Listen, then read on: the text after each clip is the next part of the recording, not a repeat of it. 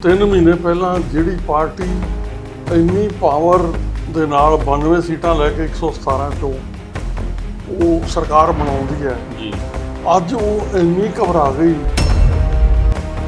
तलाश करो अपने हार जाने का, किसी की जीत पे रोने से कुछ नहीं होगा। अच्छा ਹੁਣ ਤੁਸੀਂ ਉਹ ਇਲੈਕਸ਼ਨ ਹਾਰ ਗਏ, ਹੁਣ ਤੁਹਾਨੂੰ ਕੋਈ ਬਲੀ ਦਾ ਬੱਕਰਾ ਚਾਹੀਦਾ ਹੈ ਤੇ ਸ਼ਾਇਦ ਇਹਨਾਂ ਵਿਗੜੇ ਹੋਏ ਹਾਲਾਤਾਂ ਦੇ ਵਿੱਚ ਤੁਹਾਨੂੰ ਡੀਜੀ ਪੁਲਿਸ ਪੰਜਾਬ ਨਾਲੋਂ ਜ਼ਿਆਦਾ ਅੱਛਾ ਕੋਈ ਹੋਰ ਬਲੀ ਦਾ ਬੱਕਰਾ ਨਹੀਂ ਸੀ ਲੱਭ ਸਕਦਾ। ਮੈਂ ਜੋ ਦੇਖ ਰਿਹਾ ਇੱਕ ਬੜਾ ਅਜੀਬ ਜਿਹਾ ਸਿਸਟਮ ਚੱਲ ਰਿਹਾ ਹੈ। ਤੁਸੀਂ ਪ੍ਰੋਫੈਸ਼ਨਲਿਜ਼ਮ ਨੂੰ ਛੱਡ ਕੇ ਹਰ ਚੀਜ਼ ਪੋਲੀਟੀਕਲ ਕੀਤੀ ਜਾ ਰਹੀ ਹੈ। ਹਰ ਚੀਜ਼ ਹੋ ਗਈ, ਫਰਜ਼ ਕਰੋ ਕੋਈ ਤਾਂ ਰੌਲਾ ਪੈ ਗਿਆ, ਕੋਈ ਗੜਬੜ ਹੋ ਗਈ, ਕੋਈ ਕਤਲ ਹੋ ਗਿਆ, SIT ਬਣਾ ਦਿਓ। ਅੱਛਾ ਤੁਸੀਂ ਮੈਨੂੰ ਇੱਕ ਚੀਜ਼ ਦੱਸੋ, ਅੱਜ ਤੱਕ ਕਿਹੜੀ SIT ਹੈ ਜਿਹਨੇ ਜਾ ਕੇ ਚੰਗਾ ਕੰਮ ਕਰਕੇ ਕੇਸ ਨੂੰ ਨੇਪਰੇ ਚਾੜਿਆ ਹੈ? ਇੱਕ ਮੀਡੀਆ 'ਚ ਖਬਰ ਦੇਣ ਨੂੰ ਬੜੀ ਚੰਗੀ ਗੱਲ ਹੁੰਦੀ ਹੈ ਕਿ ਤੁਸੀਂ ਕੀ ਕੀਤਾ ਜੀ ਉੱਥੇ ਵਾਰਦਾਤ ਹੋ ਗਈ, ਅਸੀਂ SIT ਬਣਾ ਦਿੱਤੀ। ਹਾਂ ਕਹਾਵਤ ਜੀ ਹੈਗੀ ਹੈ ਵੀ ਡਿੱਗਾ ਖੋਤੀ ਤੋਂ ਗੁੱਸਾ ਘੁਮਿਆਰ ਤੇ। ਅੱਛਾ ਹੁਣ ਤੁਸੀਂ ਇਲੈਕਸ਼ਨ ਹਾਰ ਗਏ ਹੋ ਆਪਣੀਆਂ ਗਲਤੀਆਂ ਕਰਕੇ ਤੇ ਤੁਸੀਂ ਗੁੱਸਾ ਸਾਰਾ ਪੁਲਿਸ ਫੋਰਸ ਦੇ ਮੁਖੀ ਦੇ ਉੱਤੇ ਕੱਢ ਰਹੇ ਹੋ, ਕੋਈ ਇਹਦਾ ਕਸੂਰ ਹੈ? ਆਮ ਆਦਮੀ ਪਾਰਟੀ ਬੜੇ ਇਹਨਾਂ ਨੇ ਨਾਰੇ ਬੜੇ ਸੁਪਨੇ ਦਿਖਾਏ, ਪਾਵਰ 'ਚ ਆ ਗਏ ਜੀ ਆ ਕੇ ਪਹਿਲਾਂ ਇਹਨਾਂ ਨੇ ਸਭ ਤੋਂ ਪਹਿਲਾਂ ਆਰਡਰ ਕੀ ਕੀਤਾ ਕਿ FIR ਰਜਿਸਟਰ ਕਰੋ, ਕੁਮਾਰ ਵਿਸ਼ਵਾਸ ਨੂੰ ਚੁੱਕ ਲਓ, ਅਲਕਾ ਲਾਂਬਾ ਨੂੰ ਚੁੱਕ ਲਓ, ਉਹ ਤੇਜਿੰਦਰ ਬੱਗਾ ਨੂੰ ਚੁੱਕ ਲਓ। ਜੀ। ਅੱਛਾ ਤੁਸੀਂ ਤੁਹਾਡੀ ਪੋਲਿਟਿਕਸ ਆ ਗਈ ਹੈ। ਸਕਾਈ ਨਿਊਜ਼ ਪੰਜਾਬ ਵੇਖ ਰਹੇ ਦਰਸ਼ਕਾਂ ਦਾ ਸਵਾਗਤ ਹੈ। ਦਰਸ਼ਕੋ ਮੈਂ ਤੁਹਾਡਾ ਹੋਸਟ ਨੀਲ ਭਲਿੰਦਰ ਸਿੰਘ। ਪੰਜਾਬ ਵਿੱਚ ਅਮਨ ਤੇ ਕਾਨੂੰਨ ਦੀ ਸਥਿਤੀ ਜਦੋਂ ਤੋਂ ਗਾਇਕ ਸਿੱਧੂ ਮੂਸੇਵਾਲਾ ਦੀ ਹੱਤਿਆ ਹੋਈ ਹੈ ਉਸ ਤੋਂ ਹੋਰ ਵੀ ਜ਼ਿਆਦਾ ਚਿੰਤਾ ਦਾ ਵਿਸ਼ਾ ਬਣੀ ਹੋਈ ਹੈ। ਵੈਸੇ ਤਾਂ ਪਿਛਲੇ 3-4 ਮਹੀਨਿਆਂ ਤੋਂ ਲਗਾਤਾਰ ਜੋ ਕਤਲ-ਵਾਰਦਾਤ ਪੰਜਾਬ 'ਚ ਹੋ ਰਹੀ ਹੈ ਉਸ ਨੇ ਸਭ ਨੂੰ ਫਿਕਰਮੰਦ ਕੀਤਾ ਹੋਇਆ ਹੈ, ਪਰ ਅਜਿਹੇ 'ਚ ਇੱਕ ਨਵੀਂ ਡਿਵੈਲਪਮੈਂਟ ਸਾਹਮਣੇ ਆਈ ਹੈ ਕਿ ਪੰਜਾਬ ਪੁਲਿਸ ਦੇ ਮੁਖੀ DGP ਪੰਜਾਬ VK ਭਾਵੜਾ ਸਾਹਿਬ ਨੇ ਛੁੱਟੀ ਅਪਲਾਈ ਕਰ ਦਿੱਤੀ ਹੈ ਤੇ ਉਹਨਾਂ ਨੇ ਇੱਛਾ ਜ਼ਾਹਰ ਕੀਤੀ ਹੈ ਕਿ ਉਹਨਾਂ ਨੂੰ ਕੇਂਦਰ 'ਚ ਭੇਜ ਦਿੱਤਾ ਜਾਏ ਡੈਪੂਟੇਸ਼ਨ ਤੇ। ਇਹ ਬੜੀ ਫਿਕਰ ਵਾਲੀ ਗੱਲ ਹੈ, ਨਮੋਸ਼ੀ ਵਾਲੀ ਗੱਲ ਵੀ ਹੈ ਤੇ ਗੱਲ ਕੋਈ ਜੱਚਦੀ ਨਹੀਂ ਕਿ ਜਿਸ ਵਕਤ ਸਟੇਟ ਇਸ ਤਰ੍ਹਾਂ ਦੇ ਹਾਲਾਤ 'ਚੋਂ ਲੰਘ ਰਿਹਾ ਹੋਏ ਤੇ ਉਦੋਂ ਪੰਜਾਬ ਦਾ ਪੁਲਿਸ ਮੁਖੀ ਹੀ ਜਿਹੜਾ ਹੈ ਸਕਿਪ ਕਰ ਜਾਏ। ਆਪਾਂ ਪੰਜਾਬ ਦੇ ਲਾਅ ਐਂਡ ਆਰਡਰ ਤੇ ਗੱਲ ਕਰਾਂਗੇ। ਪੰਜਾਬ ਦੀ ਸਰਕਾਰ ਜਿਸ ਨੂੰ ਕਿ ਬਹੁਤ ਵੱਡਾ ਮੈਂਡੇਟ ਦਿੱਤਾ ਪੰਜਾਬੀਆਂ ਨੇ, 92 MLA ਜਿਤਾਏ ਨੇ ਭਗਵੰਤ ਸਿੰਘ ਮਾਨ ਦੀ ਸਰਕਾਰ, ਉਹਦੇ ਬਾਰੇ ਵੀ ਆਪਾਂ ਗੱਲ ਕਰਾਂਗੇ। ਹੋ ਸਕਦਾ ਕਿ ਉਹਨਾਂ ਨੂੰ ਆਪਾਂ ਕੋਈ ਸਲਾਹ ਮਸ਼ਵਰਾ ਵੀ ਇਸ ਗੱਲਬਾਤ 'ਚੋਂ ਦੇ ਸਕੀਏ ਲਾਅ ਐਂਡ ਆਰਡਰ ਦੇ ਨਜ਼ਰੀਏ ਤੋਂ, ਕਿਉਂਕਿ ਮੇਰੇ ਨਾਲ ਬੜੇ ਹੀ ਅਹਿਮ ਮਹਿਮਾਨ ਇਸ ਗੱਲਬਾਤ 'ਚ ਬਣੇ ਹੋਏ ਨੇ ਜੋ ਕਿ ਪੰਜਾਬ ਦੇ DGP ਰਹੇ ਨੇ ਤੇ ਬੰਬੇ ਵਰਗਾ ਮਹਾਰਾਸ਼ਟਰ ਵਰਗੀ ਸਟੇਟ ਨੂੰ ਵੀ ਉਹਨਾਂ ਨੇ ਸੰਭਾਲਿਆ ਬਤੌਰ ਪੁਲਿਸ ਦੇ ਉੱਚ ਅਧਿਕਾਰੀ, ਜਿੱਥੇ ਕਿ ਅਜਿਹੇ ਗੈਂਗਸਟਰ ਦੀ ਜੋ ਜਨਮ ਭੂਮੀ ਮੰਨਿਆ ਜਾਂਦਾ ਬੰਬੇ ਨੂੰ ਜਾਂ UP ਨੂੰ ਕਹੀਏ ਆਪਾਂ। ਮੇਰੇ ਨਾਲ ਬਣੇ ਹੋਏ ਨੇ ਪੰਜਾਬ ਦੇ ਸਾਬਕਾ DGP ਸਰਬਦੀਪ ਸਿੰਘ ਵਿਰਕ ਹੋਣੀ। ਸਤਿ ਸ਼੍ਰੀ ਅਕਾਲ ਵਿਰਕ ਸਾਹਿਬ। ਸਤਿ ਸ਼੍ਰੀ ਅਕਾਲ ਜੀ, ਤੁਹਾਡੇ ਸਾਰੇ ਸਰੋਤਿਆਂ ਨੂੰ ਮੇਰੀਆਂ ਸ਼ੁਭਕਾਮਨਾਵਾਂ ਜੀ। Thank you sir. ਪਹਿਲਾਂ ਤਾਂ ਜੋ ਮੈਂ ਗੱਲ ਜਿੱਥੋਂ ਸ਼ੁਰੂ ਕੀਤੀ ਹੈ ਕਿ ਇੱਕ ਪਾਸੇ ਲਾਅ ਐਂਡ ਆਰਡਰ ਪੰਜਾਬ ਦਾ ਜਿਹੜਾ ਹੈਗਾ ਉਹ ਚਰਚਾ 'ਚ ਹੈ ਤੇ ਦੂਜੇ ਪਾਸੇ ਪੰਜਾਬ ਦੇ ਪੁਲਿਸ ਦਾ ਜੋ ਹੈੱਡ ਹੈ ਉਹ ਸਕਿਪ ਕਰ ਰਿਹਾ। ਦੇਖੋ ਇੱਦਾਂ ਹੈ, ਇੱਕ ਅਫਸੋਸ ਦੀ ਗੱਲ ਹੈ ਜੀ 3 ਮਹੀਨੇ ਪਹਿਲਾਂ ਜਿਹੜੀ ਪਾਰਟੀ ਇੰਨੀ ਪਾਵਰ ਦੇ ਨਾਲ 92 ਸੀਟਾਂ ਲੈ ਕੇ 117 ਚੋਂ ਉਹ ਸਰਕਾਰ ਬਣਾਉਂਦੀ ਹੈ ਜੀ ਅੱਜ ਉਹ ਇੰਨੀ ਘਬਰਾ ਗਈ। ਦੇਖੋ ਸੰਗਰੂਰ ਦੀ ਬਾਈ ਇਲੈਕਸ਼ਨ ਹੋਈ, ਹਾਂਜੀ ਉਹਨਾਂ ਦਾ ਗੜ ਸੀ, CM ਸਾਹਿਬ ਉੱਥੋਂ ਜਿੱਤਦੇ ਰਹੇ ਇੰਨੇ ਸਾਲਾਂ ਤੋਂ, ਤੇ ਜਿੱਤ ਹਾਰ ਜਿਹੜੀ ਹੈ ਰਾਜਨੀਤੀ 'ਚ ਚੱਲਦੀ ਰਹਿੰਦੀ ਹੈ ਜੀ ਤੇ ਉਹਦੇ ਅੰਦਰ ਕਿਸੇ ਨੂੰ ਬਲੀ ਦਾ ਬੱਕਰਾ ਬਣਾਉਣ ਦੀ ਲੱਭਣ ਦੀ ਲੋੜ ਨਾਰਮਲੀ ਨਹੀਂ ਹੋਣੀ ਚਾਹੀਦੀ, ਕਿਉਂਕਿ ਜਿੱਤ ਹਾਰ ਰਾਜਨੀਤੀ ਦੇ ਵਿੱਚ ਕਾਮਨ ਚੀਜ਼ ਹੈ। ਹੁਣ ਇਹਦੇ ਅੰਦਰ ਹੋਇਆ ਕੀ ਹੈ ਕਿ ਰਾਜਨੀਤੀ, ਤੁਸੀਂ ਇਹ ਸੋਚ ਰਹੇ ਸੀ ਅਸੀਂ ਜਿੱਤ ਜਾਵਾਂਗੇ, ਸਾਡਾ ਆਪਣਾ ਗੜ ਹੈ, ਅਸੀਂ ਇੰਨੇ ਮਾਰਜਨ ਨਾਲ ਅਸੈਂਬਲੀ 'ਚ ਜਿੱਤੇ ਸਾਂ। ਦੇਖੋ ਅਸਲੀ ਜਿਹੜਾ ਨਾ ਇੱਕ ਉਰਦੂ ਦਾ ਸ਼ੇਅਰ ਹੈ, ਸਬਬ तलाश करो अपने हार जाने का, किसी की जीत पे रोने से कुछ नहीं होगा। देखो ਤੁਸੀਂ ਅੰਦਰ ਝਾਤੀ ਮਾਰੋ, ਕਾਰਨ ਤੁਹਾਨੂੰ ਲੱਭ ਜਾਵੇਗਾ। ਦੇਖੋ ਤੁਸੀਂ 3 ਮਹੀਨੇ ਪਹਿਲਾਂ ਜਾਂ 4 ਮਹੀਨੇ ਪਹਿਲਾਂ ਬੜੇ ਵਾਅਦੇ ਕੀਤੇ ਸੀ, ਬੜੇ ਆਸ਼ਵਾਸਨ ਦਿੱਤੇ ਸੀ ਲੋਕਾਂ ਨੂੰ ਜੀ। ਤੁਸੀਂ ਉਹ ਵਾਅਦਿਆਂ ਦੇ ਬਲਬੂਤੇ ਤੇ ਜਿੱਤ ਕੇ ਆ ਗਏ। ਤੁਸੀਂ ਉਸ ਤੋਂ ਬਾਅਦ ਉਹ ਵਾਅਦੇ ਪੂਰੇ ਕਰਨੇ ਸੀ, ਸ਼ਾਇਦ ਉਹ ਵਾਅਦੇ ਪੂਰੇ ਨਹੀਂ ਹੋ ਸਕੇ ਜੀ। ਅੱਛਾ ਹੁਣ ਤੁਸੀਂ ਉਹ ਇਲੈਕਸ਼ਨ ਹਾਰ ਗਏ, ਹੁਣ ਤੁਹਾਨੂੰ ਕੋਈ ਬਲੀ ਦਾ ਬੱਕਰਾ ਚਾਹੀਦਾ ਹੈ ਤੇ ਸ਼ਾਇਦ ਇਹਨਾਂ ਵਿਗੜੇ ਹੋਏ ਹਾਲਾਤਾਂ ਦੇ ਵਿੱਚ ਤੁਹਾਨੂੰ ਡੀਜੀ ਪੁਲਿਸ ਪੰਜਾਬ ਨਾਲੋਂ ਜ਼ਿਆਦਾ ਅੱਛਾ ਕੋਈ ਹੋਰ ਬਲੀ ਦਾ ਬੱਕਰਾ ਨਹੀਂ ਸੀ ਲੱਭ ਸਕਦਾ।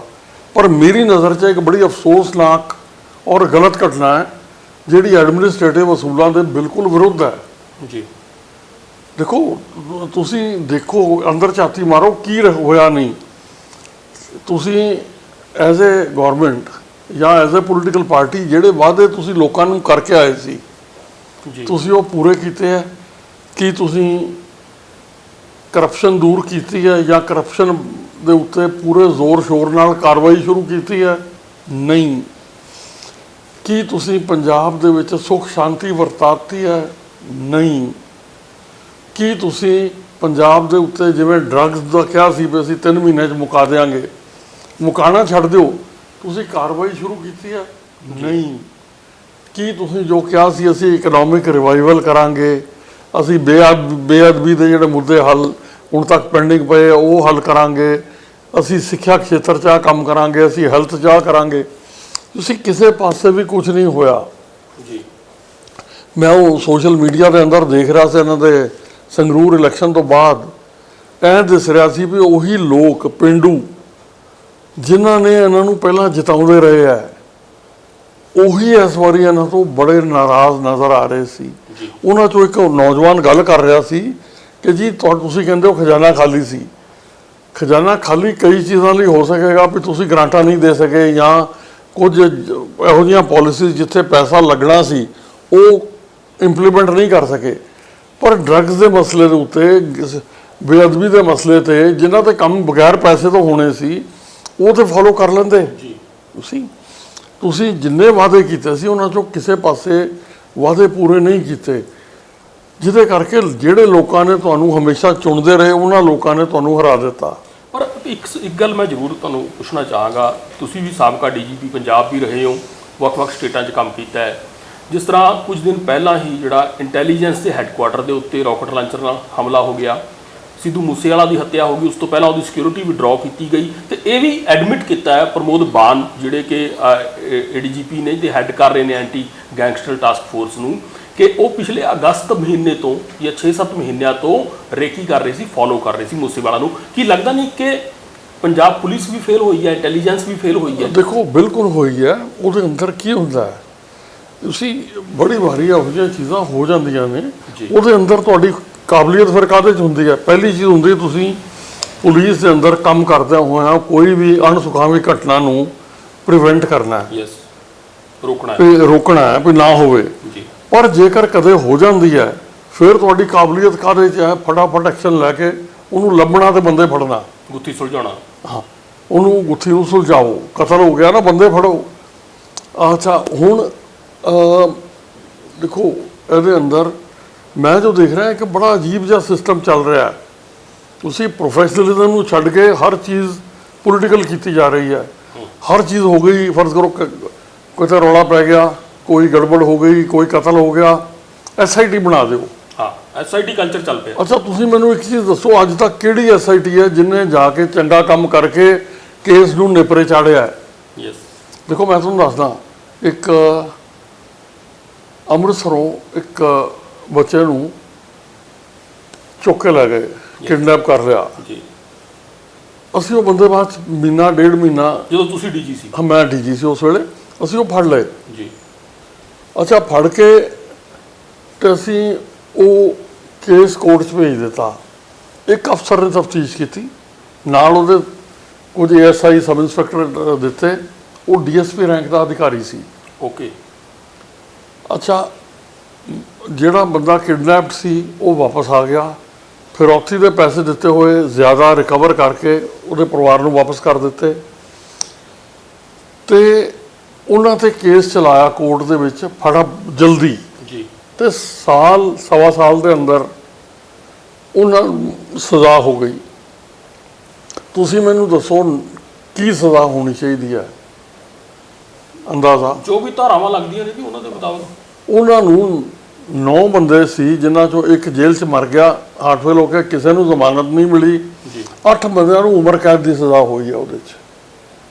ਕਿਡਨੈਪਿੰਗ ਤੇ ਅਬਡਕਸ਼ਨ 'ਚ, ਹਾਂਜੀ, ਕਿਡਨੈਪਿੰਗ 'ਚ। ਕਿਡਨੈਪਿੰਗ ਦੇ ਵਿੱਚ ਜਿੱਥੇ ਬੰਦਾ ਵਾਪਸ ਆ ਗਿਆ, ਫਿਰੌਤੀ ਦੇ ਪੈਸੇ ਵੀ ਰਿਕਵਰ ਹੋ ਕੇ ਵਾਪਸ ਹੋ ਗਏ। 8 ਬੰਦਿਆਂ ਨੂੰ ਉਮਰ ਕੈਦ ਦੀ ਸਜ਼ਾ ਹੋਈ ਹੈ। ਅੱਛਾ, ਇਸੇ ਤਰ੍ਹਾਂ ਇੱਕ ਹੋਰ ਬੱਚਾ ਕਿਡਨੈਪ ਕੀਤਾ ਗਿਆ ਜਿਹੜਾ ਓਵਰਡੋਜ਼ ਲਾਉਣ ਨਾਲ ਜਿਹਦੀ ਡੈਥ ਹੋ ਗਈ।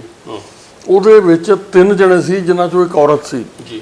ਤਿੰਨਾਂ ਨੂੰ ਫਾਂਸੀ ਦੀ ਸਜ਼ਾ ਹੋਈ ਵਿਦਿਨ 1 ਈਅਰ। ਤੁਹਾਡੇ ਟੈਨਿਓਰ ਦੀ ਹਾਂ, ਗੱਲ ਹੈ। ਉਸ ਵੇਲੇ ਦੇਖੋ ਕੀ ਹੁੰਦਾ। ਜੀ ਜੀ ਜੀ। ਤੁਸੀਂ SIT ਨਹੀਂ ਬਣਾਉਣੀ। SIT ਕੀ ਹੈ? ਇੱਕ ਵੱਡਾ ਸੀਨੀਅਰ ਅਫਸਰ ਕਰੋ, ਉਹਦੇ ਨਾਲ 4 ਮਿਡਲ ਰੈਂਕ ਦੇ ਕਰੋ, ਤੇ ਉਸ ਤੋਂ ਬਾਅਦ ਉਹ ਇਕੱਠੇ ਹੀ ਨਹੀਂ ਹੋ ਸਕਦੇ। ਦੇਖੋ ਹਰ ਵੱਖਰੀ ਜਗ੍ਹਾ ਤੋਂ ਪਹਿਲਾਂ ਉਹ 50-100 ਮੀਲ ਟਰੈਵਲ ਕਰਨਗੇ। ਇੱਥੇ ਤਾਂ ਵੈਸੇ ਤੁਸੀਂ SIT ਦੀ ਗੱਲ ਕੀਤੀ ਹੈ, ਇੱਥੇ ਤਾਂ ਤਾਜ਼ਾ ਇੱਕ ਮਿਸਾਲ ਆ, ਨੇੜੇ ਡੇਰਾਬੱਸੀ ਪੈਂਦਾ ਹੈ, ਉੱਥੇ ਇੱਕ ਚੌਂਕੀ ਇੰਚਾਰਜ ਨੇ ਕਿਸੇ ਉਸ ਤਰ੍ਹਾਂ ਦਾ ਮਾਹੌਲ ਬਣ ਗਿਆ ਕਿ ਉਸ ਤੋਂ ਬੰਦੇ ਦੇ ਪੱਟ 'ਚ ਗੋਲੀ ਵੱਜ ਗਈ। ਦੂਜੇ ਦਿਨ ਉਸ ਮਾਮਲੇ 'ਚ ਵੀ SIT ਬਣ ਗਈ ਹੈ, ਤੇ SIT ਹੁਣ ਵੀ ਜਾਂਚ ਕਰ ਰਹੀ ਹੈ। ਇੱਕ ਹਫ਼ਤਾ ਹੋਣ ਨੂੰ ਆਇਆ ਗੱਲ ਨੂੰ। ਦੇਖੋ ਇੱਕ ਅਫਸਰ ਨੂੰ ਇਨਕੁਆਇਰੀ ਦੇਈਦੀ ਹੈ, ਉਹਦੇ ਤੋਂ ਇਨਕੁਆਇਰੀ ਰਿਪੋਰਟ 2-3 ਦਿਨਾਂ 'ਚ ਲੈ ਕੇ ਜੋ ਕਾਰਵਾਈ ਕਰਨੀ ਕਰੋ। ਜੀ। ਤੁਸੀਂ SIT ਇੱਕ ਕਲਚਰ ਬਣਾ ਲਿਆ ਸੀ ਜਿਹੜਾ SIT ਕਲਚਰ ਤੁਸੀਂ ਜੋ ਕਹਿ ਰਹੇ ਹੋ ਗੱਲ, ਤਾਂ ਉਹ ਲੱਗਦਾ ਕਿ ਇਸ ਕਰਕੇ ਹੋ ਸਕਦਾ ਕਿ ਇੱਕ ਮੀਡੀਆ 'ਚ ਖਬਰ ਦੇਣ ਨੂੰ ਬੜੀ ਚੰਗੀ ਗੱਲ ਹੁੰਦੀ ਹੈ ਕਿ ਤੁਸੀਂ ਕੀ ਕੀਤਾ ਜੀ, ਉੱਥੇ ਇਹ ਵਾਰਦਾਤ ਹੋ ਗਈ, ਅਸੀਂ SIT ਬਣਾ ਦਿੱਤੀ। ਹਾਂ, ਦੇਖੋ SIT ਬਣਾਉਣ ਨਾਲ ਕੀ ਹੁੰਦਾ, ਤੁਸੀਂ ਲੋਕਾਂ ਦੀਆਂ ਅੱਖਾਂ 'ਚ ਘੱਟਾ ਪਾ ਰਹੇ ਹੋ। ਮੇਰੇ ਖਿਆਲ ਦੇ ਵਿੱਚ ਇਹ ਗਲਤ ਚੀਜ਼ ਹੈ। ਤੁਸੀਂ ਉਹ ਚੀਜ਼ ਕਰੋ ਜਿਹੜੀ ਪ੍ਰੋਫੈਸ਼ਨਲੀ ਸਹੀ ਹੈ, ਜੀ, ਲੀਗਲੀ ਕਾਨੂੰਨੀ ਤੌਰ ਤੇ ਸਹੀ ਹੈ, ਔਰ ਜਿਹਦੇ ਹੋਣ ਨਾਲ ਤੁਹਾਡੇ ਸਮਾਜ ਤੇ ਇੱਕ ਚੰਗਾ ਅਸਰ ਪਏਗਾ। ਜੀ। ਮੈਂ ਹੁਣ ਮੁੱਦੇ ਦੀ ਥੋੜਾ ਗੱਲ ਤੇ ਆਉਣਾ ਚਾਹੁੰਦਾ। ਜਿਸ ਤਰ੍ਹਾਂ ਮੈਂ ਪਹਿਲਾਂ ਵੀ ਹਵਾਲਾ ਦਿੱਤਾ ਕਿ ਤੁਸੀਂ ਬੰਬੇ ਰਹਿ ਕੇ ਆਏ ਹੋ, ਮਹਾਰਾਸ਼ਟਰ 'ਚ ਰਹਿ ਕੇ ਆਏ ਹੋ। ਨਹੀਂ, ਇੱਕ ਚੀਜ਼ ਮੈਂ ਇੰਟਰਵਿਊ ਕਰਦਾ। ਜੀ। ਅਸੀਂ ਗੱਲ ਕਰ ਰਹੇ ਸੀ DG ਪੰਜਾਬ ਨੂੰ ਜਾਣਾ ਪੈ ਰਿਹਾ, ਹਟਾਉਣ ਦੀ ਗੱਲ ਕਰ ਰਹੇ ਸੀ। ਮੈਂ ਉਹ ਕੰਪਲੀਟ ਕਰ ਲਿਆ। ਦੇਖੋ ਪੰਜਾਬੀ ਦੇ ਵਿੱਚ ਦੇਸੀ ਪੰਜਾਬੀ ਜਦੋਂ ਪਿੰਡਾਂ 'ਚ ਨਾ ਇੱਕ ਕਹਿੰਦੇ ਆ, ਉਹ ਕਹਾਵਤ ਜੀ ਹੈਗੀ ਹੈ ਵੀ ਡਿੱਗਾ ਖੋਤੀ ਤੋਂ ਗੁੱਸਾ ਘੁਮਿਆਰ ਤੇ।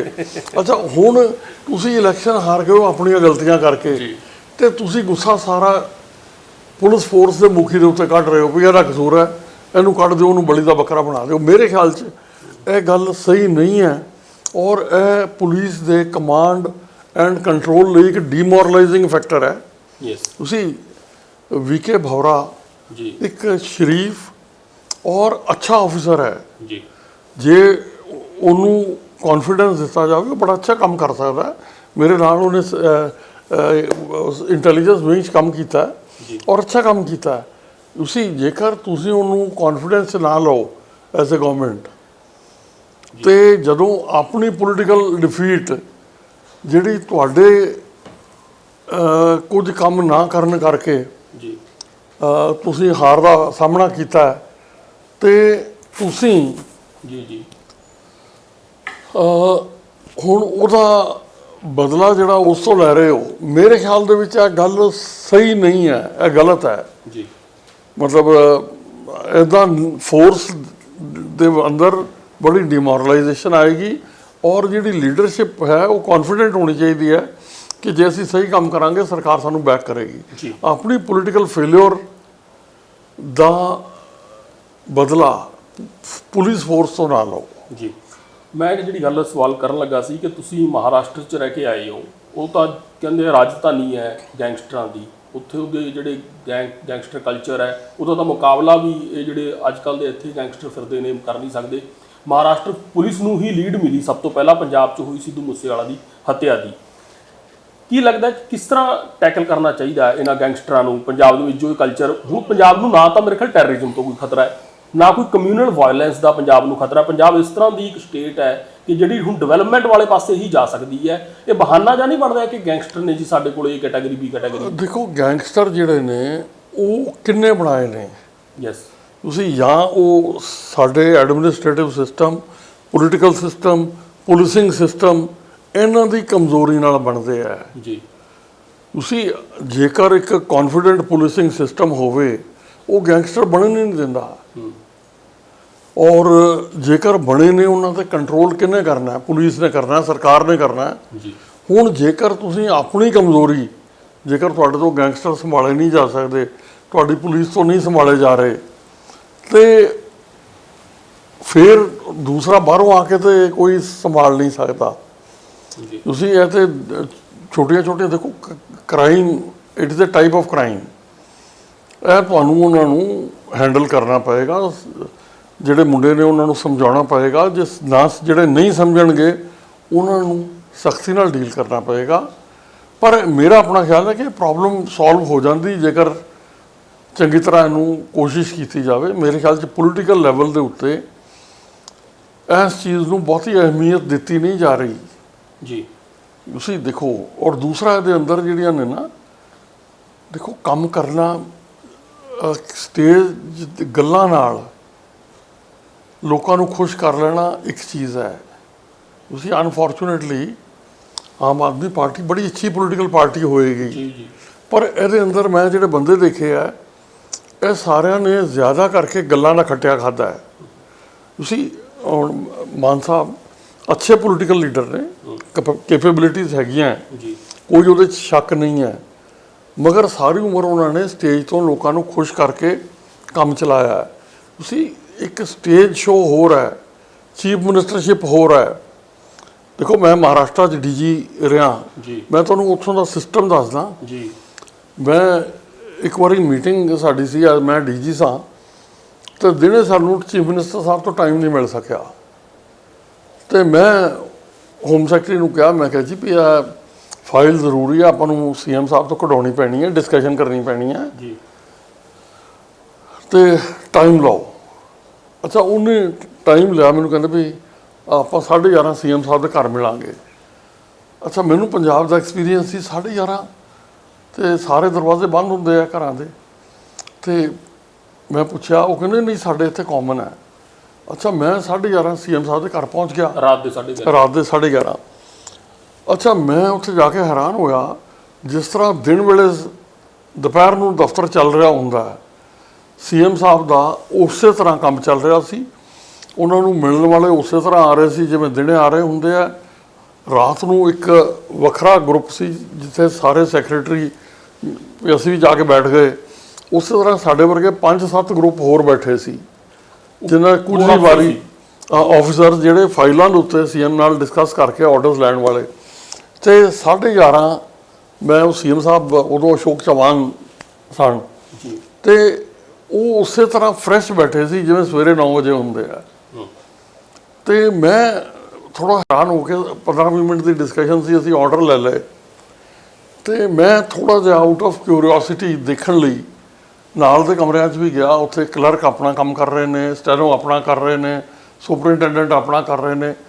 ਵੀ ਉੱਥੇ ਡੇ ਟਾਈਮ ਸ਼ਿਫਟ ਲਈ ਸਟਾਫ ਵੱਖਰਾ, ਰਾਤ ਦੇ ਲਈ ਹੋਰ ਹੈ। ਅੱਛਾ, ਮੈਂ ਉੱਥੋਂ ਜਿਹੜਾ ਉਹਨਾਂ ਦਾ ਪ੍ਰਿੰਸੀਪਲ ਸਾਹਿਬ, principal secretary, deputy principal secretary ਜਿਹੜਾ ਡਿਊਟੀ 'ਤੇ ਸੀ, ਮੈਂ ਉਹਨੂੰ ਪੁੱਛਿਆ, ਮੈਂ ਕਿਹਾ ਵੀ ਮਿਸਟਰ ਸੋਹਣ ਵੀ ਕਿੰਨੇ ਵਜੇ ਤੱਕ ਚੱਲਦਾ ਤੁਹਾਡਾ ਕੰਮ? ਉਹ ਕਹਿੰਦਾ ਸਰ ਜਦੋਂ ਤੱਕ ਕੰਮ ਮੁੱਕ ਨਹੀਂ ਜਾਂਦਾ। ਅੱਜ ਦੇ ਦਿਨ ਦਾ ਕੰਮ ਅੱਜ ਹੀ ਮੁਕਾ ਕੇ ਕਿ ਅੱਜ ਦਾ ਕੰਮ ਅੱਜ ਮੁੱਕਣਾ। ਤੇ CM ਸਾਹਿਬ ਸੌਣ 1 ਵਜੇ 1:30 ਵਜੇ ਉਦੋਂ ਜਾਂਦੇ ਜਦੋਂ ਕੰਮ ਮੁੱਕ ਜਾਂਦਾ ਹੈ। ਸਾਰੇ ਮਿਲਣ ਵਾਲੇ, ਸਾਰੇ ਸੈਕਟਰੀ ਜਦੋਂ ਮੁਕਾ ਫ੍ਰੀ ਹੋ ਜਾਂਦੇ ਉਸ ਵੇਲੇ ਸੌਣ ਜਾਂਦੇ ਜੀ। ਮਤਲਬ ਇੰਨਾ ਹੀ ਨਹੀਂ, ਉੱਥੇ ਇੱਕ ਹੋਰ ਚੀਜ਼ ਦੇਖੀ ਵੀ ਜਿਹੜਾ ਇੰਟੈਲੀਜੈਂਸ ਚੀਫ ਹੈ, ਉਹ ਤੇ ਬੰਬੇ ਦਾ ਇੰਟੈਲੀਜੈਂਸ, ਉਹ ਸਵੇਰੇ 7 ਵਜੇ CM ਨੂੰ ਮਿਲ ਕੇ ਬਰੀਫ ਕਰਦੇ ਡੇਲੀ 15 ਮਿੰਟ ਲਈ। ਓਕੇ। ਉਹਨਾਂ ਨੇ CM ਸਾਹਿਬ ਨੂੰ, ਔਰ ਜੇ ਫਰਜ਼ ਕਰੋ CM ਟੂਰ ਦੇ ਉੱਤੇ ਨੇ, ਤੇ ਫਿਰ ਉਹ ਚੀਜ਼ ਫੈਕਸ ਰਾਹੀਂ ਭੇਜਣਗੇ, ਇੱਕ ਨੋਟ ਬਣਾ ਕੇ, ਜਿਹੜਾ ਉੱਥੋਂ ਦਾ ਇੰਟੈਲੀਜੈਂਸ ਵਾਲਾ ਲੈ ਕੇ ਜਾਏਗਾ ਤੇ ਨਾਲ CM ਸਾਹਿਬ ਨੂੰ ਬਰੀਫ ਕਰਕੇ ਆਏਗਾ ਜੀ।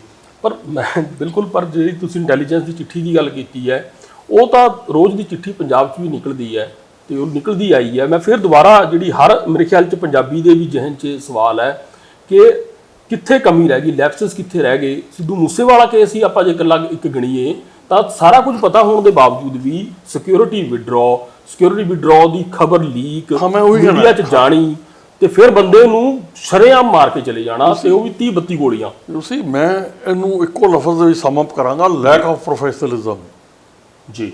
ਤੁਸੀਂ ਜਿਹੜਾ ਪ੍ਰੋਫੈਸ਼ਨਲਿਜ਼ਮ ਘਟ ਜਾਣਾ, ਤੁਸੀਂ ਜਦੋਂ ਆਪਾਂ ਪੋਲੀਟੀਕਲ ਗੱਲਾਂ 'ਚ ਪੁਲਿਸ ਨੂੰ ਉਲਝਾ ਕੇ ਰੱਖਾਂਗੇ। ਮੈਂ ਤੁਹਾਨੂੰ ਇੱਕ ਛੋਟੀ ਜਿਹੀ ਐਗਜ਼ਾਮਪਲ ਦੇਣਾ ਜੀ।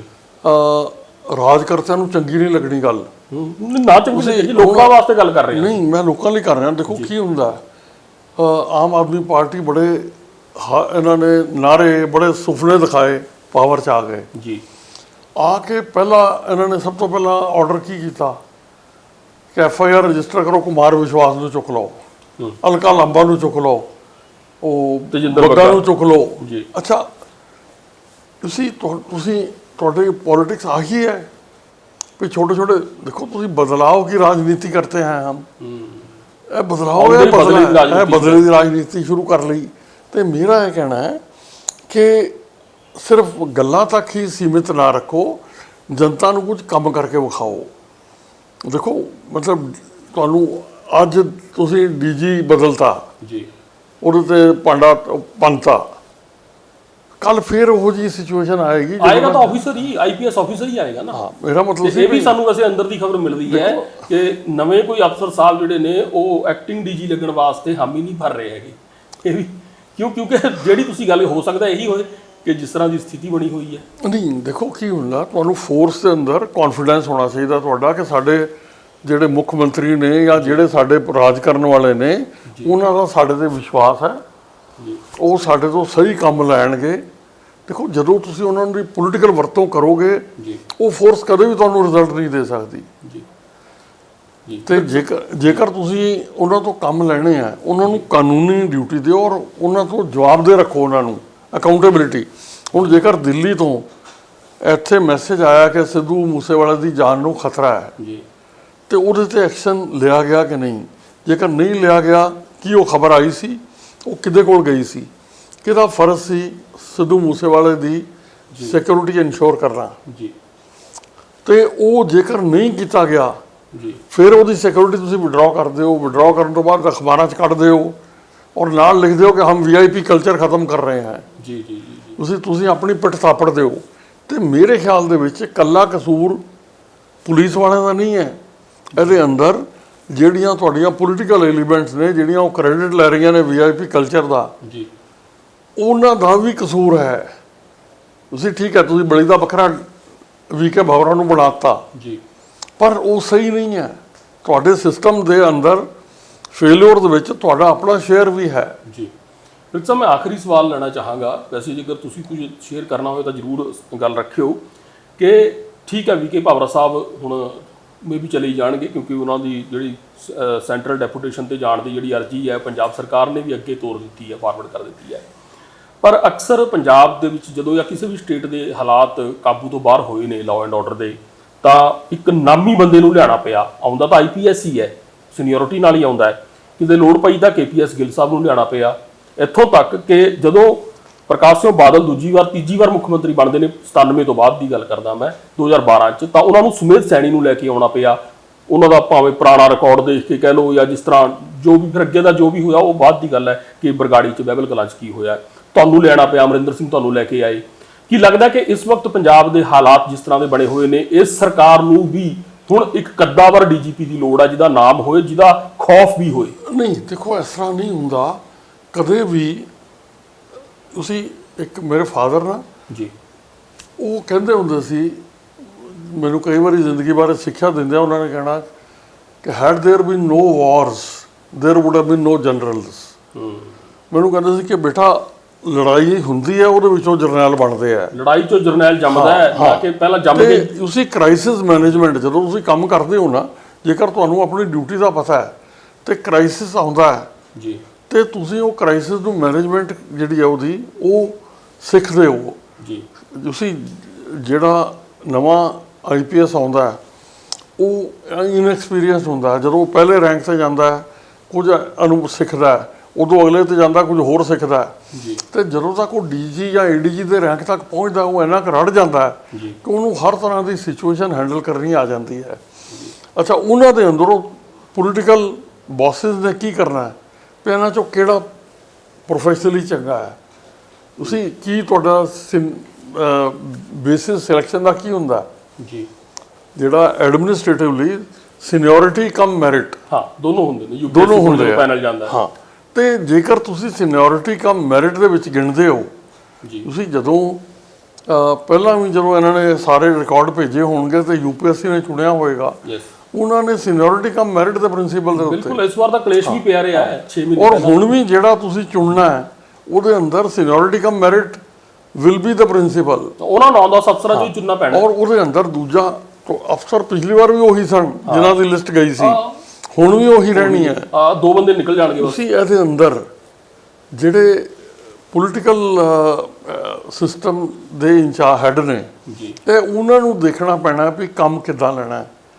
ਤੁਸੀਂ ਜੇਕਰ ਤੁਸੀਂ ਉਹੀ ਆਫਿਸਰਸ ਦੇ ਨਾਲ ਰੈਗੂਲਰਲੀ ਡਿਸਕਸ, ਦੇਖੋ ਮੈਂ ਤੁਹਾਨੂੰ ਐਗਜ਼ਾਮਪਲ ਕਿਉਂ ਦਿੱਤੀ ਹੈ ਵੀ 1:30 ਵਜੇ ਤੱਕ ਕੰਮ ਕਰਨਾ ਜਾਂ 2 ਵਜੇ ਤੱਕ ਕੰਮ ਕਰਨਾ, ਜੀ, ਕਿਉਂਕਿ ਮੈਨੂੰ ਪੰਜਾਬ ਦੇ ਵਿੱਚ ਸੁਣਨ ਆ ਰਿਹਾ ਵੀ ਸ਼ਾਮ ਨੂੰ 6-7 ਵਜੇ ਤੋਂ ਬਾਅਦ ਪੰਜਾਬ 'ਚ ਕੰਮ ਨਹੀਂ ਹੁੰਦਾ। ਜੀ, ਜੀ, ਇਹ ਕਿਉਂ ਨਹੀਂ ਹੁੰਦਾ ਹੈ ਤੁਸੀਂ ਲੱਭੋ। ਜੀ, ਪਰ ਮੇਰੀ ਨਜ਼ਰ ਦੇ ਵਿੱਚ ਕਦੇ ਵੀ ਜਦੋਂ ਸੀਐਮ ਨੇ ਕੰਮ ਕਰਨਾ ਹੈ ਤੇ ਉਹ ਰਾਤ ਨੂੰ 12-1 ਵਜੇ ਤੱਕ ਜੇ ਕੰਮ ਕਰਦਾ ਹੈ ਅਵੇਲੇਬਲ ਮਿਲਣਾ ਤੇ ਚਾਹੀਦਾ। ਪੰਜਾਬ ਨਹੀਂ ਜੀ, ਦੇਖੋ ਫਾਈਲਾਂ ਜਿਹੜੀਆਂ ਇਹ ਤੁਸੀਂ ਪੈਂਡਿੰਗ ਕਿਉਂ ਰਹਿੰਦੀਆਂ, ਕਿਉਂਕਿ ਰੋਜ਼ ਦੇ ਰੋਜ਼ ਨਹੀਂ ਕੱਢੀਆਂ ਜਾਂਦੀਆਂ। ਬਿਲਕੁਲ।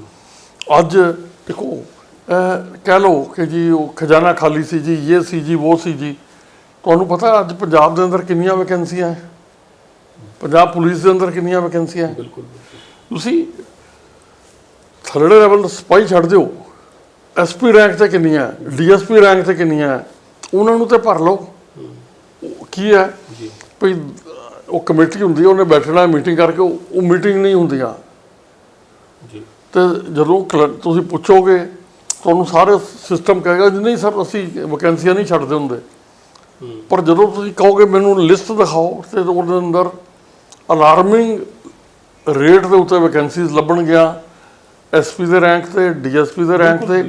ਅੱਛਾ ਜੋ ਐਡਵੋਕੇਟਡ ਨੇ, ਤੁਹਾਨੂੰ ਕੀ ਕਰਨਾ ਪਏਗਾ, ਡੀਐਸਪੀ ਤੋਂ ਐਸਪੀ ਬਣਾ ਕੇ ਭਰ ਦਿਓ, ਇੰਸਪੈਕਟਰਾਂ ਤੋਂ ਡੀਐਸਪੀ ਭਰ ਦਿਓ ਔਰ ਉਹਨਾਂ ਨੂੰ ਥੱਲੇ ਲਿਆਓ। ਫਿਰ ਹਰ ਰੈਂਕ ਦੇ ਉੱਤੇ ਤੁਸੀਂ ਅੱਜ ਸਿਪਾਹੀ ਭਰਤੀ ਕਰਦੇ ਹੋ ਜੀ, ਕਿ ਉਹ ਤੁਹਾਨੂੰ ਅਵੇਲੇਬਲ ਹੋ ਜਾਂਦਾ ਹੈ? ਨਹੀਂ, ਭਰਤੀ ਹੋਣ ਤੋਂ 1.25 ਸਾਲ ਉਹਨੂੰ ਲੱਗਦਾ ਹੈ, 1.5 ਸਾਲ ਟ੍ਰੇਨਿੰਗ ਵਗੈਰਾ ਮੁਕਾ ਕੇ ਅਵੇਲੇਬਲ ਹੋਣ ਲਈ। ਯੈਸ। ਮਤਲਬ ਜੇ ਤੁਸੀਂ 1.5 ਸਾਲ ਬਾਅਦ ਕੋਈ ਬੰਦਾ ਅਵੇਲੇਬਲ ਕਰਨਾ, ਤੁਹਾਨੂੰ ਅੱਜ ਭਰਤੀ ਕਰਨਾ ਪਊ। ਯੈਸ। ਤੁਸੀਂ ਤੁਸੀਂ ਫਰਜ਼ ਕਰੋ 10,000 ਵੈਕੈਂਸੀ ਹੈ, ਕੀ ਤੁਹਾਡੇ ਕੋਲ 10,000 ਬੰਦੇ ਨੂੰ ਟ੍ਰੇਨਿੰਗ ਕਰਨ ਦੇਣ ਦੀ ਫੈਸਿਲਿਟੀ ਹੈ? ਨਹੀਂ। ਤੁਸੀਂ 1000-2000 ਬੰਦੇ ਨੂੰ ਐਟ ਅ ਟਾਈਮ ਦੇ ਸਕਦੇ ਹੋ। ਤੁਹਾਨੂੰ ਐਮਰਜੈਂਸੀ ਰਿਕਰੂਟਮੈਂਟ ਕਰਕੇ ਔਰ ਉਹ ਵੀ ਸਟੈਗਰ ਕਰਕੇ, ਜਿਵੇਂ 3 ਮਹੀਨੇ ਕਰ ਲਈ, 3 ਮਹੀਨੇ ਬਾਅਦ ਇੱਕ ਸੈਕਿੰਡ ਕਰ ਲਿਆ, ਔਰ ਕੋਈ ਐਮਰਜੈਂਸੀ ਜਾਂ ਐਡ ਹੌਕ ਟ੍ਰੇਨਿੰਗ ਸੈਂਟਰਸ ਬਣਾ ਕੇ ਉਹ ਜਗ੍ਹਾ ਭਰਨੀਆਂ ਚਾਹੀਦੀਆਂ ਔਰ ਉਹਨਾਂ ਤੋਂ ਕੰਮ ਲੈਣਾ ਸ਼ੁਰੂ ਕਰਨਾ ਚਾਹੀਦਾ ਹੈ ਔਰ ਉਹ ਕੰਮ ਪ੍ਰੋਫੈਸ਼ਨਲ ਹੋਣਾ ਚਾਹੀਦਾ ਹੈ। ਦੇਖੋ ਜੇਕਰ ਐਸਪੀ ਹੈ ਉਹ ਆਪਣੇ ਡੀਐਸਪੀ ਦੇਖੇ ਕੰਮ ਕਰ ਰਹੇ ਨੇ ਕਿ ਨਹੀਂ ਜੀ, ਜੇਕਰ ਸਾਰੇ ਵਿਹਲੇ ਹੀ ਫਿਰ ਰਹੇ ਨੇ, ਜੇਕਰ ਐਸਪੀ ਡੀਐਸਪੀ ਦਾ ਕੰਮ ਦੇਖਣ ਲੱਗ ਪਵੇ, ਡੀਐਸਪੀ ਆਪਣੇ ਥਾਣੇਦਾਰਾਂ ਦਾ ਕੰਮ ਦੇਖਣ ਲੱਗ ਪਵੇ, ਥਾਣੇਦਾਰ ਆਪਣੇ ਸਿਪਾਹੀਆਂ ਦਾ ਕੰਮ ਦੇਖਣ ਲੱਗ ਪਵੇ, ਤੇ ਤੁਸੀਂ ਦੇਖੋਗੇ ਪੁਲਿਸ ਦੇ ਵਿੱਚ ਕੰਮ ਚੱਲ ਪੈਂਦਾ ਹੈ। ਤੁਸੀਂ ਸਿਸਟਮ ਨੂੰ ਫੰਕਸ਼ਨਲ ਬਣਾਉਣਾ ਹੈ ਜੀ। ਇਕੱਲੇ ਡੀਜੀ ਦੇ ਫੰਕਸ਼ਨਲ ਹੋਣ ਨਾਲ ਕੁਝ ਨਹੀਂ ਹੁੰਦਾ। ਤੁਹਾਨੂੰ ਸਾਰੀ ਮਸ਼ੀਨਰੀ ਜਿਹੜੀ ਹੈ ਨਾ, ਤੁਸੀਂ ਜਦੋਂ ਛੋਟੇ ਪੁਰਜ਼ੇ ਚੱਲਣਗੇ ਤੇ ਵੱਡੇ ਚੱਲਣਗੇ। ਜੀ ਜੀ ਜੀ, ਜੇਕਰ ਛੋਟੇ ਪੁਰਜ਼ੇ ਰੁਕ ਗਏ ਤੇ ਵੱਡੇ ਆਪੇ ਰੁਕ ਜਾਂਦੇ ਆ। ਘੰਟਾ ਵਾਲੀ ਸੂਈ ਚੱਲੇਗੀ ਤਾਂ ਹੀ ਘੰਟੇ ਵਾਲੀ ਘੰਟੇ ਦੱਸੂਗੀ। ਹਾਂ ਬਿਲਕੁਲ ਜੀ, ਬਹੁਤ ਸ਼ੁਕਰੀਆ। ਅਸੀਂ ਐਸਐਸ ਫਿਰਕ ਹੋਣਾ ਨਾਲ ਗੱਲ ਕੀਤੀ ਹੈ। ਇਸ ਗੱਲਬਾਤ ਚੋਂ 2-3 ਚੀਜ਼ਾਂ ਜਿਹੜੀਆਂ ਪ੍ਰਮੁੱਖ ਤੌਰ ਤੇ ਉੱਭਰਦੀਆਂ ਨੇ। ਉਹ ਤੇ ਇੱਕ ਕਿ ਇਸ ਤਰ੍ਹਾਂ ਜੋ ਹੈ ਨਵੀਂ ਸਰਕਾਰ ਨੇ ਆਉਂਦਿਆਂ ਜਿਸ ਤਰ੍ਹਾਂ ਡੀਜੀਪੀ ਦੇ ਅਹੁਦੇ ਦੇ ਉੱਤੇ ਜਿਵੇਂ ਆਪਾਂ ਇੱਕ ਤਰ੍ਹਾਂ ਨਾਲ ਕਹਿ ਲਈਏ ਕਿ ਸਵਾਲ ਖੜੇ ਹੋਣੇ ਸ਼ੁਰੂ ਹੋਏ ਨੇ ਤੇ ਡੀਜੀ ਸਾਹਿਬ ਨੂੰ ਐਗਜ਼ਿਟ ਕਰਨਾ ਪੈ ਰਿਹਾ ਹੈ, ਤਾਂ ਉਹ ਕੋਈ ਜ਼ਿਆਦਾ ਸਿਆਣੀ ਗੱਲ ਨਹੀਂ ਹੈ। ਦੂਜੀ ਕਿ ਪੁਲਿਸ ਸਿਸਟਮ ਨੂੰ ਹੀ ਘੱਟੋ ਘੱਟ ਕਿਸ ਤਰ੍ਹਾਂ ਬਿਹਤਰ ਬਣਾ ਸਕਦੀ ਹੈ, ਇਹ ਬੜੀਆਂ ਦਿਲਚਸਪ ਗੱਲਾਂ ਇਸ ਕਰਕੇ ਕਿਉਂਕਿ ਐਕਸਪੀਰੀਅੰਸਡ ਪਰਸਨ ਤੋਂ ਨਿਕਲ ਕੇ ਆਈਆਂ ਨੇ। ਪਰ ਲਾਹੇਵੰਦੀਆਂ ਵੀ ਨੇ ਕਿਉਂਕਿ ਇਹਨਾਂ ਨੂੰ ਅਪਣਾ ਕੇ ਹੋ ਸਕਦਾ ਹੈ ਕਿ ਨਵੀਂ ਸਰਕਾਰ ਜੋ ਲੋਕਾਂ ਦਾ ਮੈਂਡੇਟ ਹੈ 92 MLAs ਦਾ, ਉਹਦੇ ਉੱਤੇ ਉਹਨੂੰ ਪਗਾਉਂਦੀ ਹੋਈ ਜਿਹੜਾ ਪੁਲਿਸ ਸਿਸਟਮ ਨੂੰ ਵੀ ਜਿਹੜਾ ਹੈ ਆਪਣੇ ਕਾਬੂ 'ਚ ਕਰਕੇ ਅਮਨ ਕਾਨੂੰਨ ਦੀ ਸਥਿਤੀ ਨੂੰ ਵੀ ਕਾਬੂ ਹੇਠ ਲੈ ਆਵੇ। ਇਹ ਸਾਡਾ ਨੇਕ ਜਿਹੜਾ ਮਨਸ਼ਾ ਸੀ ਇਹ ਗੱਲਬਾਤ ਕਰਨ ਦਾ। ਬਹੁਤ ਸ਼ੁਕਰੀਆ।